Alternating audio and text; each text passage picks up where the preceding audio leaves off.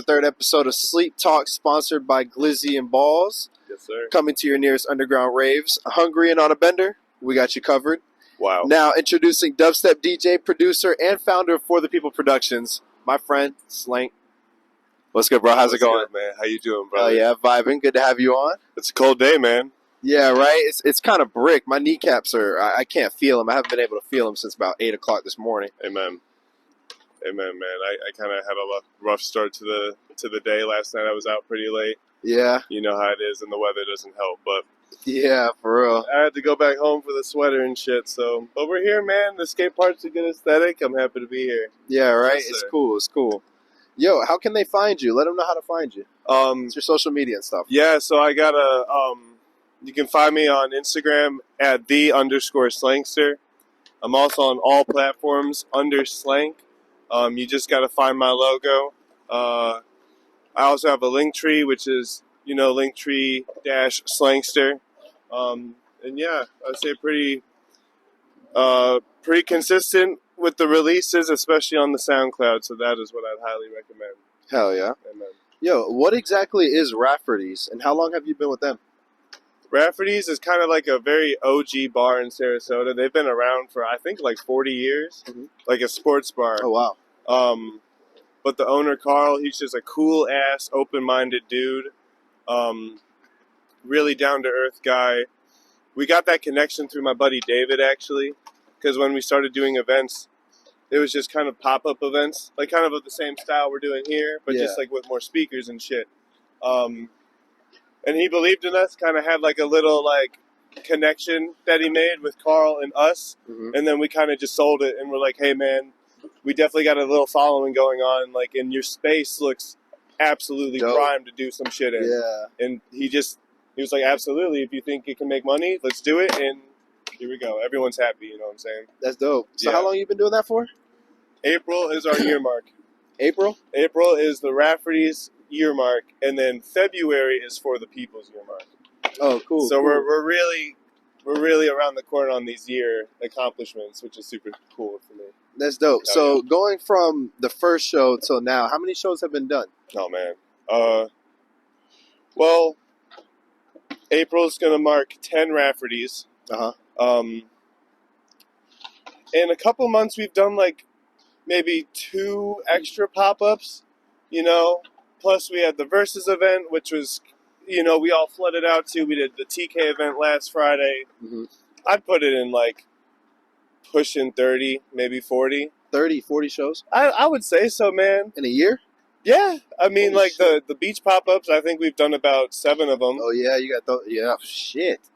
And then I had Slanksgiving up north, which was where I'm from originally. I'm from Wisconsin, so whenever I go back home, I throw a show, like a hip-hop show. Yeah. So we got to tack that one in. I don't know, just little things here and there, Yeah, that's dope. So you said you had a takeover over at TK. How was that? Amazing, man. Yeah. We worked with Headbang Society to kind of just like throw a little For the People takeover. Nothing too crazy, but me, Easy Peasy, and Diesel and Seraphin, we all just had slot times and played good music. Had some vendors in there too. Just kind of tried to replicate what we do in Sarasota at TK, which was a mad success in my opinion. That's cool. Yeah, dog. You plan on doing any more over there? I would love to. I kind of think the goal is to try to work out a deal every 6 months. Okay. For now, obviously for me and the other artists who kind of are trying to build this For the People community, we really just want to get in there and play ourselves, but then For the People is an entity that we can kind of bring an entertainment aspect as well. So I think For the People's goal is 6 months. Our individual goals are as much as we possibly can for like openings and shit. You know what I'm saying? So, yeah. So how big do you feel merch is to artists? How big of a piece do you think that is? I got a couple opinions on it, actually. I feel like I've learned... I kind of got merch early on in my career. I've been doing this for like 6 years, and I think I got it after like the first 2. Yeah. And it went smoothly. I just bought a little too much, and I think it's really good for artists to have like side merches stashed for people to purchase, but sometimes I think it can be really ambitious and then you're left with sitting on product, which is totally fine because it's a long-term investment. Yeah. But as an artist, I think it's a beautiful piece of art that people can purchase off of you and represent you as a person or your whole entire project. So I'd say it's pretty important. Once you get the fan base, have some merch right along with it. Like, people are gonna love that shit. Yeah, so it's Goes a almost long way. like you want to be proactive by purchasing it and having it ready for people. But Yeah, you don't want to be too proactive about it and have too much that you're sitting on. just just understand, like, you're putting in more money with the more you get, and Yeah. sometimes, like, do you want it quickly? Do you want to wait on it? That's what I'd say is the deciding factor of how much you should get. You know what I Okay. mean? Yeah, Yeah, for real. totally. What kind of merch do you have in stock? I got hats and shirts, little trucker hats, and then black and white shirts right now. Okay. Yeah. Where can they find them? Right on my Instagram, I got we're building a shop currently and like updating my website, so eventually that'll come around the corner. But right now, just a nice DM will do it, and I'll get it right to you for sure. Hell yeah. man. Hell yeah. What exactly is there to do in Wisconsin? You said you're from there, right? Yeah, dog. Well, What do you do out there? I've never been out there. Wisconsin's a spot where it's like there's so many small little towns that there's nothing to do in. But the cities, like, I'm from Madison, which is the capital. During the summertime, it's just beautiful. Like, lake stuff, hiking. I'm a big nature guy, so anything, with a forest, I'm here for. And the city's very, like, environmentally there. Yeah. In the wintertime, you just kind of hunker down and try to stay as warm as possible. But that's where, like, producing came in for me, where I would just, like, sit inside and be stuck inside all the time and just make beats. Mm-hmm. Yeah, just really the whole state is alive during the spring and the summer. There's so much to do. It's nice and warm outside. The people are super friendly. Like, all big name artists go through, like, either Milwaukee or Madison. So it's like you get a music scene. It's pretty tended to, I'd say. So I kind of had like a small start out there. But yeah, a lot of nature, and if you like being outdoors, the city is very vibrant, and bunch of stuff to do there, I guess. Okay, cool. You know what I'm saying? Yeah, I'll make sure to check that out one Mhm. day. Yeah, definitely need to go check that out. Well, just give us one moment. We'll be right back. But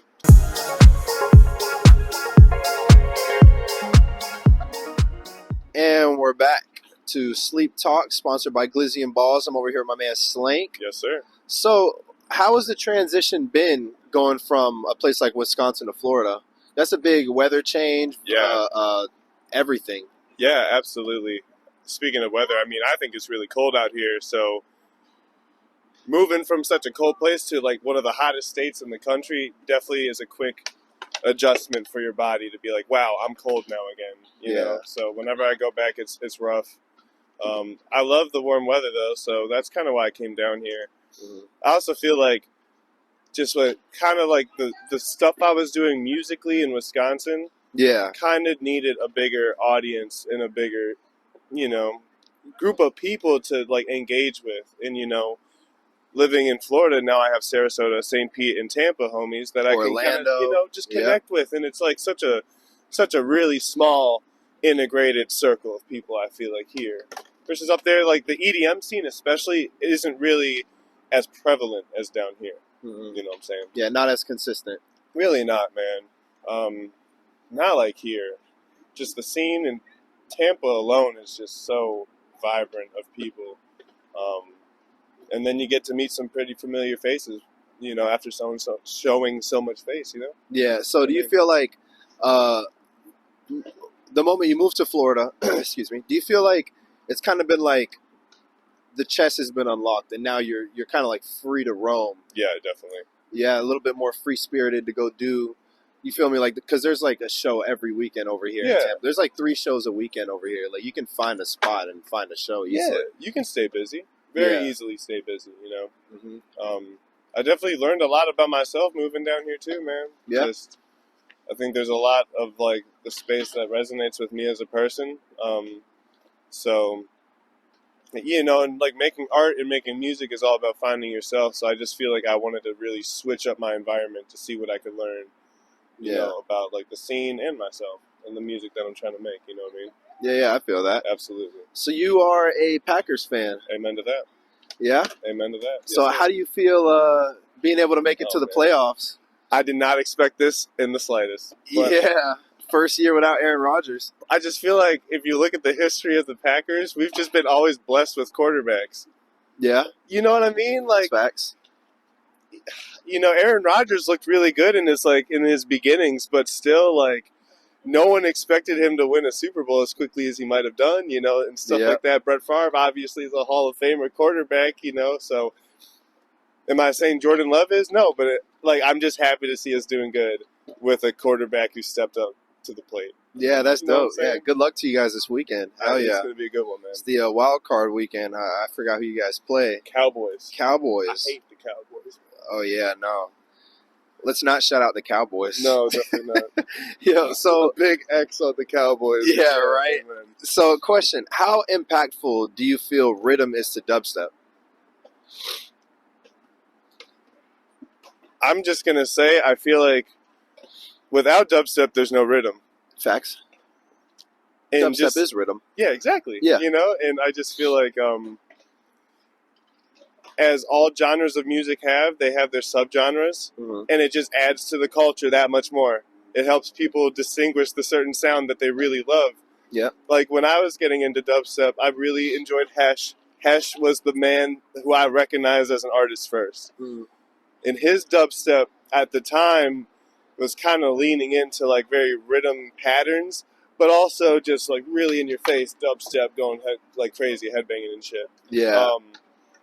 But as, you know, time progressed, like the subgenre of rhythm became very prevalent, and certain artists were just like, nope, I'm a rhythm artist, that's it. Like, Yeah. and it just helped people figure out what they really love. And that's what I figured out. I was like, yeah, that's that shit. Yeah. That's that shit I love, you know. Uh-huh. So that's what you mainly produce. I try to, man.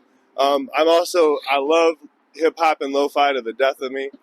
So much. Lo-fi's nice. And drum and bass has been a huge thing I just enjoy making. Yeah. I try to just make things that I enjoy to make and see what potential it can grow into. Yeah. But of course, if I'm feeling like making some rhythm, I'm gonna make some rhythm, but very melodic rhythm. I try to just really focus on the background noises as much as I possibly can.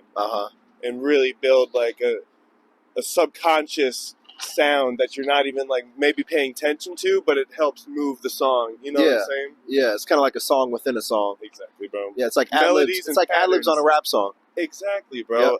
And I love ad-libs, bro. Like that's You can hear a whole Migos song just straight ad-libs and be satisfied. Exactly. And be totally satisfied, bro. Exactly.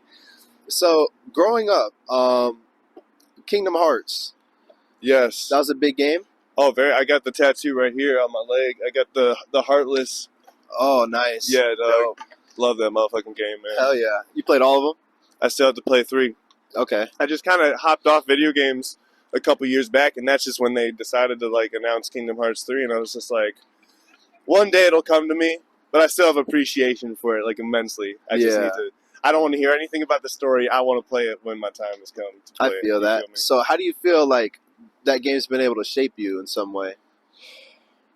Has it taught you like patience? Yeah, you know, just that's a fire question.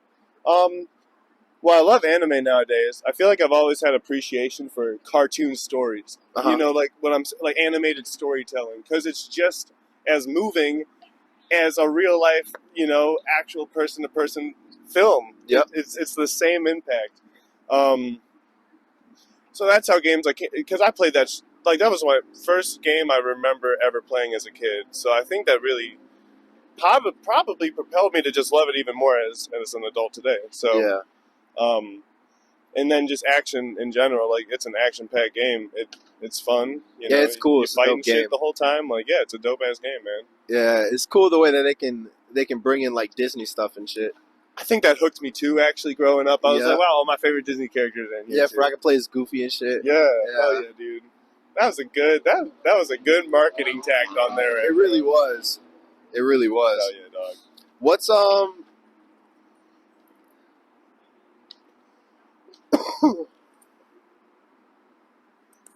Stand by. We have a car parking.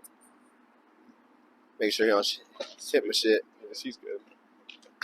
That's a nice That was car, though. close. It was. It's a nice car. a nice car. What's How long you been DJing? 5 years. 5 years. Halloween is my mark point. Yep. So about 5 years. Okay. So you started on a Halloween. Yeah, that was my first gig I ever did. Was a Halloween basement party. Where was that at? In Wisconsin. In Wisconsin, bro. Yeah, we don't got basements out here. Exactly. Yeah, bro. But the basement aesthetic is on point, bro. Especially for like a cracking ass house party. I started as like a hip hop DJ. Everything was hip hop, bro. Beats, like recording rappers, everything was hip hop based, bro. So, and Madison is like a college town, so there's just college kids everywhere trying to get turned. And I was already making music, so picking up like making beats and picking up DJing was super just quick for me. I feel like. Okay. So yeah. How long you been producing? 6. So Okay. I had like a whole year before I picked up a DJ board. That's cool. One thing Ezzy said in the first episode was to, if he could give a tip to anyone, it'd be to produce before they DJ. Couldn't agree more. I feel like it's important. Well, it depends on what you're trying to do with your career, man. Yeah. Some people are just cool at DJing. I know plenty of people who don't even want to produce, but that's on them. I feel like there's certain artists out there who is like, are you trying to take it as far as possible? Try making your own stuff then too. That's what's going to separate you. So, Yep. And then once you understand just how music is laid out, then learning the timing of DJing and like even the slight music theory involved is just, you already have an understanding of it, you know? Yeah. It helps a lot, man. Oh yeah. Yeah, it does. So who taught you? Who taught you how to DJ So and produce? So production started in my mom's basement by my best friend Will, and he had a little iPad. Shout out Will. Shout out the iPad. Will fam. This for you, bro. So he had a little iPad. We had like FL Studios, you know what I'm saying, just on like a super simple iPad app. And we would just throw in samples and just make simple ass beats. So I bought an iPad then, or at least I borrowed one from my mom, so to speak. Shout out Mom. Shout out Mama. Shout out Mama Bez, like absolutely. Hell Thanks yeah. for the iPad. Mama Slank. Yeah, amen. She likes rhythm now too, but that's a whole nother story. That's funny. Yeah, no, it's so funny. So yeah, I just learned in the basement, and then I wanted to save up for a computer, so I got the computer, and then got Ableton, started going crazy, and then not that long after, my friend Pauline, DJ Paulie D. Well, that's actually, yeah, I think that's what she goes by. I don't know if she DJs anymore. But she sold me the first board I ever bought for like $50. And What kind of board was it? It's a good ass question. A DDJ, so it was on Serato. Mm-hmm. Only 2 tracks. 200. Probably. Maybe even 100. Is the 100 the really small one? Shit. I don't know, man. That one beats me. The 100 beats me. I know the 200 and the 4. Dude, yeah, I can't deal with that small one. But mine was just very basic. But it was plenty enough for me to at least learn how to like count and play hip hop shows and shit like that. So yeah, it was good enough. But then I learned really well through a club that I was a part of. It was called SPDJ, which is Society of Professional DJs. Mm-hmm. It was a college campus club, and I just joined the club and learned from all these different friends and that's people dope. I met, bro. And we just were like a collective, bro. Kind of like a family. Absolutely, that's bro. dope. And I'm so close with them. That was like 5 years ago, I said. Yeah. Shout out to them. Dude, SPDJ, keeping it going. I almost wear my hoodie today, but it's kind of small on me now. But yeah, we had a merch line too, bro. We sold hoodies and shit to like little college kids and stuff, and yeah, it was That's a good cool. time. Hell yeah. What's any pre or post playing rituals that you got? Eat cookies and milk before? I just bought some paddle boards. I just bought paddle boards like a couple months ago. Okay. Yeah, so like I live also by the Sarasota Bay. Uh-huh. Very recently, I've started just to do like a quick paddle boarding trip before the show, Mm-hmm. and it's amazing. Back home, I'd always like try to have dinner with my family if possible. Yeah. You know, try to just get some food real quick, enjoy the company. Post, well, I try not to drink too much or like do anything before I play a set. Yeah, But same. right when I'm done, I'll take a shot. I'll just be like, we did it. I can Time to celebrate a let little bit. loose a little bit. Yeah. And then just get a good night's sleep, man. Mm-hmm. Absolutely. Yeah, I'm almost the opposite on the sleep side. Yeah, I almost don't get any sleep. Yeah. Yep. What's how hard is it to juggle all of that? Because you do a lot. Produce, Yeah. DJ, host. Well, you know, I feel like with the for the people production side, I've really just tried to make sure that I have a good team around me so that I can take some weight off my shoulders. That's facts. Yeah, you need a good team. Like, you know, shout out Rose, my partner in crime. Shout out Rose. Amen. The other half are for the people. You know, like she's picking up slack where I slack off. You know, and vice versa.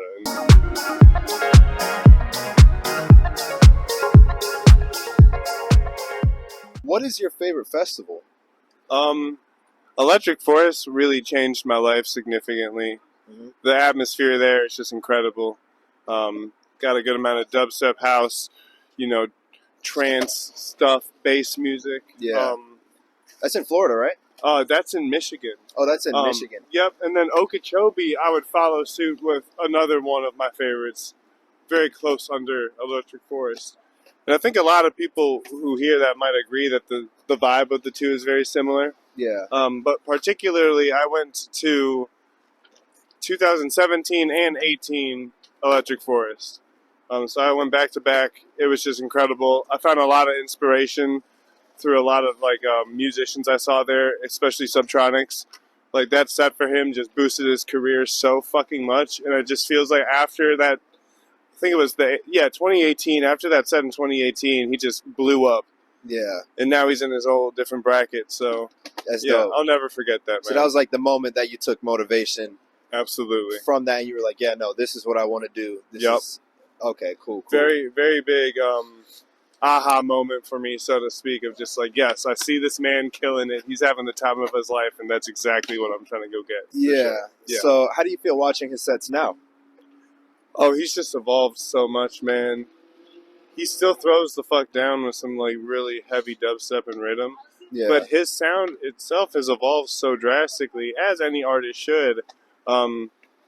So, you know, it's just about like seeing him in different phases of his life and playing different types of music. I love to see the growth.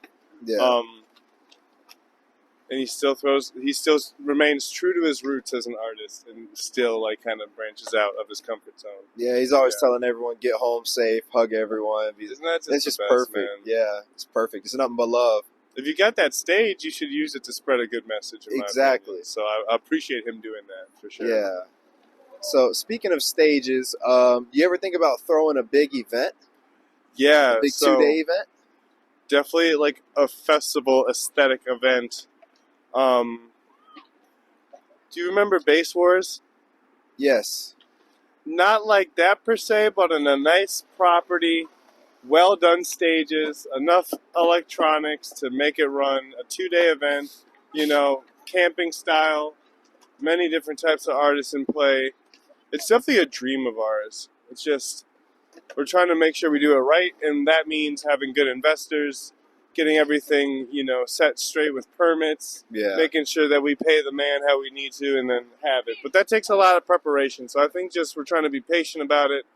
But I think maybe the new year will bring that in for us. Okay, hopefully. Dope. Yeah. I spoke to Ezzy and Zudo. Neither one of them brought that up, and I was expecting for one of them to bring it up. Bass Wars. But, I know, right? Neither one of them brought it up. I was expecting for them to bring it up. What so a time! It's funny that you bring it up. I know. It's yeah. Well, for me, that event was my first Tampa event ever. Sorry. Oh, it's all good. You know. Sorry about that. You gotta roll with the punches, man. I remember your set was crazy good, though. That's why I appreciate that. We kind of met very briefly, but I remember you played a couple sets after me, and I was like, yeah, this man's going fucking nuts. Like, yeah, I appreciate that. So the talent was there. The organization, not so much. Yeah, not there. No. Shout out Zudo. Amen. Shout out Zudo for sure. Shout out Ezzy. Yeah, shout out Ezzy. Oh, man. Ezzy actually went back-to-back with me for a smidge at the TK takeover. Oh, really? Yeah, he popped up towards the Dubstep? Yeah. I forget what he goes by. He's got He's got an Fuck. alter ego. Yeah, he does. But yeah, no, him, Corny Beats hopped on, Easy Peasy hopped back on. Like it was a fun little time, man. Damn, I forgot the fucking name he goes by. It's like Oblivion. No. Thought it started with an O. Did it start with a? Did it? I thought so. It was either O or a D. Shout out Ezzy. Shout out Ezzy. That's the guy. That is the guy. But definitely let us know so we can come correct next time. Yeah, for real. Yeah. Fucking what is a big tip that you would want to give to anyone wanting to follow in your footsteps? Because you're setting something in stone pretty much. I just kind of feel like, bro, the most important thing for any artist is to like look inward as much as possible and do what you feel is right. It's good to take inspiration and it's good to look up to people, but in the end of the day, they're so dope because they know themselves so well to put out shit that resonates with them. So above all else, do not worry about what people think of you, whether that's artists or the audience. Because even I recently saw a big performer who was talking about, this isn't done for the audience. We don't make music for the audience. We make it for ourselves that people resonate with. Yeah, just follow your heart. It's a game of knowing yourself, and the better you know yourself, the more concrete of a vision you'll have with your career. And that goes for everything, man. Yep, just got to be yourself. Amen. Be yourself, find your own sound, and you not so much to replicate someone's route, but use it to the best of your knowledge and to the best of your capabilities, and take some notes. Yeah, exactly. Take some notes. Yeah, pretty much. Amen. You got any upcoming events? Anything coming soon? Yeah, the January 27th. It is our Rafferty's event, but it's our first time taking over the whole entire building. So downstairs, we're showing love to the house and the techno side of the EDM community. So we got 8 really sick DJs throwing downstairs. It's powered by Electronic Flex, which is also Tutan. So shout out to Tutan and Electronic Flex. Tutan. For playing such a big role in making this event happen. It's super appreciated. And just me and him working together, it's going, I can't even think of anything better. You know what I'm saying? So shout out to him for sure. The 27th is a big one. And then I'm opening for Cosmos in Pierce in Port Charlotte on, on April 6th. And there's ticket links, and you can find that if you follow me on my socials at @the_slankster. You will find just that. So yeah, a couple big shows I'm looking forward to, man. And then obviously Rafferty's happens every month, so we'll just keep on keeping on with that. Oh, and I'm going to actually announce this. I'm glad you asked me. April is our year mark for Rafferty's, and because of that, we have decided to do an all-female DJ lineup. I won't even be playing. Oh, that's dope. Yup. And we got most of them booked already, and they're excited to do it. So can't give out any names. Not yet. Oh man, I know there's gonna be some good ones. It's gonna be really cool. I know. The ladies need the love too. You know what I'm saying? They can throw the fuck down. Exactly. They throw the hell down. They're cold, and they deserve a night all about them. And what better night to bring them than the year mark of Rafferty's? Yeah, I remember over at home base we had a night where it was girls' night pretty much. It was like a girls' takeover. Yeah. I think it was that Friday night over at home base, and there was a couple people. Definitely had to throw Melee on there. Yep. Scrippa. Yep. Malls was there too. Yep, Malls. Bro, fucking slapped. Ridiculous. Shit, Melee had the crowd fucking going. Oh, I'm sure. Yep, she's shout out to cold. her. Yep, she just recently played at the Ritz too. Yep. Congratulations to her. Fuck yeah. Hoping for nothing but bigger stages. Amen. We're always trying to bring in new, I don't really have, Scrippa and Miles I'm pretty close with at this point. We've done a bunch of shows together. Just anyone. But in particular, she throws the fuck down. So we'd love to have her at Rafferty sometime. Maybe that can happen. We'll see. But the idea is that we're always just willing to work with anybody and everybody, man. Yeah. Exactly. Malls has that sound. Malls, she got them tunes. She does. She definitely has them damn tunes. I seen her. I swear. It was a festival, Strange Desert Festival, last year over at the fairgrounds, Orlando Fairgrounds. That sounds cool as well. Yeah, she ended up playing over there for shout out Quantum EDM. Shout out all y'all, everyone over there. Maestro, shout out Maestro, everyone, bro. Yeah, she ended up playing over there, and she threw the hell down. That was like one of the first times, besides when we went back to back over at Base Wars. That was like the first time I heard her throw down by herself, and I was like, damn, shit. Like, I was like, you know what I'm saying? Nuts, bro. It's just disgusting, man. She slaps. Yeah, Base Wars was my first set, but she just killed it by herself. She was in the zone. Her flow was crazy. She plays a wide range of EDM too, so hell yeah, man. Great performer. Hell yeah. Well, bro, it's been a pleasure, my guy. Dude. Thank you, man. We appreciate you, dog. As always, I'm sure I'll see you soon. Very much. Absolutely. Shout out your social media one more time for everyone to get at you. _Slankster on the Instagram. I got a link to my link tree, which is for everything. I even got a Facebook under SLANK. And then on all platforms, just SLANK. SoundCloud, I'm super heavy in, and you can find a lot of my very quick and steady releases on the SoundCloud. Hell yeah, make sure y'all go check it out. Well, that concludes the 3rd episode of Sleep Talks. My name is Lil Sleep. This is my boy Slank. This is sponsored by Glizzy and Balls. Indeed. If you want more content like this, go check out Dream Hard Photography, and that's at Dream Hard Photography. It's been a pleasure.